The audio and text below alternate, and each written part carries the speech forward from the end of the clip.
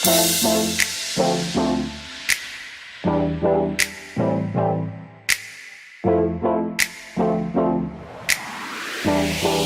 good morning. So, nandito tayo sa Santa Rosa, Laguna. Ayan. So, nagkabit tayo ng DD-Pi na X5 Pro, yung top of the line ng DD-Pi na merong 4G Cloud Box. So, ito hardware kit to, direct na to, hardware kit. Kinabit natin sa e-car, si iX3 ni BMW. Ayan. So, bagong-bago to. Ngayon, charging pa siya.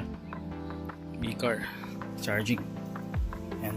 So, ang gustong setup ni ma'am ay excuse me, front tsaka sa loob sa cabin. Yan. Kaya dito natin nilagay yung para sa likod na camera. Kasi gusto niya raw niyang i-live view. Kasi meron live viewing may 4G cloud box Ang gusto raw niya monitor yung mga anak niya habang nasa biyahe. Yan. So, kaya pinalagay niya sa loob yung isa sa na dapat para sa likod. So, BMW. So, pag blue means e-car yan. So, ito na yung para sa likod na camera. Ayan. Ayan, para sa likod na camera. Ito yung main unit natin. Tsaka yung 4G cloud box.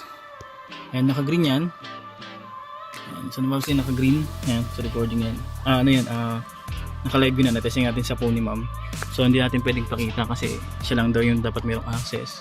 Which is yun naman talaga yung setup. Ayan. So, naka-blue means recording din. Okay, so may setup natin. So magkapatid si ma'am ng isa pang dashcam, si Mini Pro, para dun sa likod.